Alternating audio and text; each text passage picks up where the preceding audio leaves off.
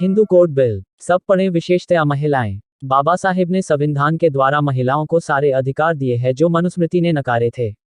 हिंदू धर्मशास्त्रों में महिलाओं का स्थान और नियम कानून महिलाओं के हक में नहीं है। धार्मिक मान्यताओं के अनुसार स्त्री धन, विद्या और शक्ति की देवी हैं। मनु संहिता के 3 अध्याय के 56वें श्लोक में जहां लिखा है, जहां नारी की पूजा होती है वहां देवता रमण करते हैं, वहीं दूसरी ओर 5वें अध्याय के 155वें श्लोक में लिखा है, स्त्री का न तो अलग यज्ञ होता है, न व्रत होता है, न उपवास। ऋग्वेद में पुत्री के जन्म को दैत्य का खान और पुत्र को आकाश का ज्योति माना गया है। ऋग्वेद में ही नारी को मनोरंजनकारी भोग्या रूप का वर्णन है तथा नियोग प्रथा को पवित्र कर्म माना गया है। अथर्ववेद में कहा गया है कि दुनिया की सब महिलाएं शूद्र है। हिंदू धर्मशास्त्रों में नारी की स्थिति को लेकर काफी विरोधाभास है। इस्लाम में भी महिलाओं की स्थिति बहुत अच्छी नहीं है। कुरान शरीफ के आयत 1411 में संपत्ति से संदर्भित मामले में स्पष्ट लिखा है कि एक मर्द के हिस्सा बराबर है 2 औरत का हिस्सा। भारत में महिलाओं की बहुत दयनीय अवस्था थी। मनुस्मृति महिलाओं को किसी भी तरह की आज़ादी नहीं देती थी। इसलिए बाबा साहेब आम्बेडकर ने महिला सशक्तिकरण के लिए कई कदम उठाए। महिलाओं को और अधिक अधिकार देने तथा उन्हें सशक्त बनाने के लिए सन 1951 में उन्होंने हिंदू कोड बिल संसद में पेश किया। डॉक्टर अंबेडकर का मानना था कि सही मायने में प्रजातंत्र तब आएगा जब महिलाओं को पैतृक संपत्ति में बराबरी का हिस्सा मिलेगा और उन्हें पुरुषों के समान अधिकार दिए जाएंगे। डॉक्टर अंबेडकर का दृढ़ विश्वास था कि महिलाओं की उन्नति तभी संभव होगी जब उन्हें घर परिवार और समाज में सामाजिक बराबरी का दर्जा मिलेगा। शिक्षा और आर्थिक उन्नति उन्हें सामाजिक बराबरी दिलाने में मदद करेगी। बाबा साहब ने संविधान में महिलाओं को सारे अधिकार दिए, लेकिन अकेला संविधान या कानून लोगों की मानसिकता को नहीं बदल सकता, पर सच है कि यह परिवर्तन की राह तो सुगम बनाता ही है। हिंदू समाज में क्रांतिकारी सुधार लाने के लिए देश के पहले कानून मंत्री के रूप में आम्बेडकर ने हिंदू कोड बिल लोकसभा में पेश किया। दरअसल हिंदू कोड बिल पास कराने के पीछे आम्बेडकर की हार्दिक इच्छा कुछ ऐसे बुनियादी सिद्धांत स्थापित करने की थी जिनका उल्लंघन दंडनीय अपराध बन जाए। मसलन स्त्रियों के लिए विवाह विच्छेद, तलाक का अधिकार, हिंदू कानून के अनुसार विवाहित व्यक्ति के लिए एकाधिक पत्नी रखने पर प्रतिबंध और विधवाओं तथा अविवाहित कन्याओं को बिना शर्त पिता या पति की संपत्ति का उत्तराधिकारी बनने का हक। उनका आग्रह था कि हिंदू कानून में अंतरजातीय विवाह को भी मान्यता दी जाए। इस बिल में अंतर्निहित ये न्यूनतम सिद्धांत धार्मिक रीति से विवाहित स्त्रियों को इन अधिकारों का इस्तेमाल करने और लाभ प्राप्त करने के अवसर प्रदान करते हैं। पर देखना यह भी होगा कि आखिर आम्बेडकर इस बिल को पास कराने पर इतना जोर क्यों दे रहे थे। उनकी मान्यता थी कि जाति प्रथा को बनाए रखने में महिलाओं की भूमिका निर्विवाद रूप से अहम है, इसलिए हिंदू समाज उन्हें किसी तरह की स्वतंत्रता देने का पक्षधर नहीं है। अगर वह ऐसा करने देता है तो हिंदू समाज की जाति व्यवस्था तहस नहस हो सकती है।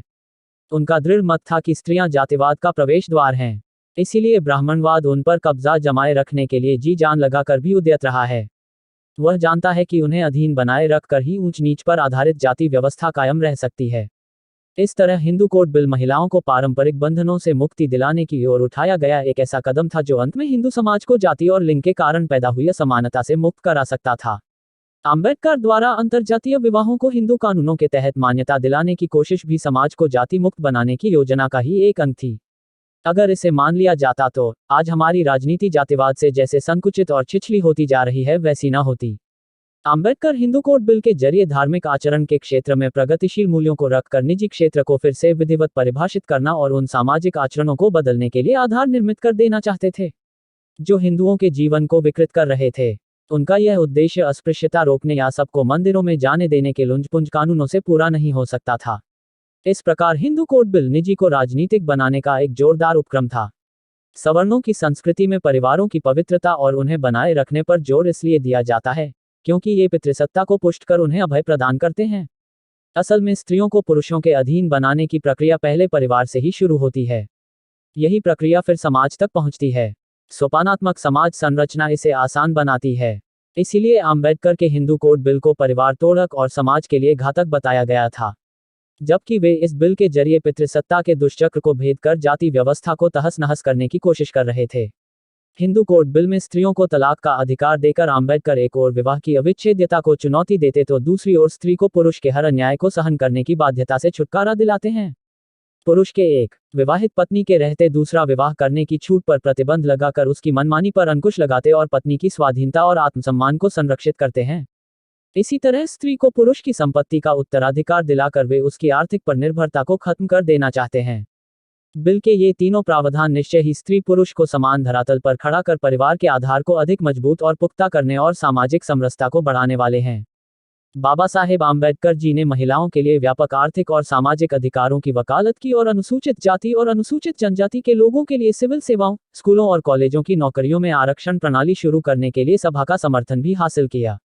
26 नवंबर 1949 को संविधान सभा ने संविधान को अपना लिया, लेकिन 1951 को बाबा साहेब आम्बेडकर ने जैसे ही हिंदू कोड बिल को संसद में पेश किया, संसद के अंदर और बाहर विद्रोह मच गया। सनातनी धर्मावलंबी से लेकर आर्य समाजी तक अम्बेडकर के विरोधी हो गए। संसद के अंदर भी काफी विरोध हुआ। अम्बेडकर हिंदू कोड बिल पारित करवाने को लेकर काफी चिंतित थे। वहीं सदन में इस बिल को सदस्यों का समर्थन नहीं मिल पा रहा था। वह अक्सर कहा करते थे कि मुझे भारतीय संविधान के निर्माण से अधिक दिलचस्पी और खुशी हिंदू कोड बिल पास कराने में है। सच तो यह है कि हिंदू कोड बिल के जैसा महिला हितों की रक्षा करने वाला विधान बनाना भारतीय कानून के इतिहास की महत्वपूर्ण घटना है। धर्म भ्रष्ट होने की दुहाई देने वाले विद्वानों की विशेष बैठक अम्बेडकर ने बुलाई। विद्वानों को तर्क की कसौटी पर कसते समझाया कि हिंदू कोड बिल पास हो जाने से धर्म नष्ट नहीं होने वाला है। कानून शास्त्र के नजरिए से रामायण का विश्लेषण करते हुए कहा कि अगर राम और सीता का मामला मेरे कोर्ट में होता तो मैं राम को आजीवन कारावास की सजा देता। संसद में हिंदू कोड पर बोलते हुए डॉक्टर आम्बेडकर ने कहा कि भारतीय स्त्रियों की अवनति के कारण बुद्ध नहीं मनु है। काफी वाद विवाद के बाद 4 अनुच्छेद पास हुआ। अंततः राजेंद्र प्रसाद ने इस्तीफे की धमकी दे दी। पंडित नेहरू इस बिल के पक्ष में थे, लेकिन वे बिल पास नहीं करा सके। अंततः डॉक्टर आम्बेडकर ने 27 सितंबर को हिंदू कोड बिल सहित कई अन्य मुद्दों को लेकर कानून मंत्री के पद से इस्तीफा दे दिया। हालांकि बाद में यह 4 बार में पास हुआ, जो निम्न प्रकार है। 1. 18 मई 1955 हिंदू विवाह बिल पास। 2. 17 जून 1956 दलितों के उत्तराधिकार बताए गए। 3. 25 अगस्त 1956 अल्पसंख्यकों के अधिकार मिले। 4. 14 दिसंबर 1956 हिंदू अछूत मिलन बिल पास हुआ। यह बिल बाबा साहेब के परिनिर्वाण के बाद पास हुआ, जिसको वे अपने सामने पास होते देखना चाहते थे। भारत को संविधान देने वाले इस महान नेता ने 6 दिसंबर 1956 को देह त्याग दिया।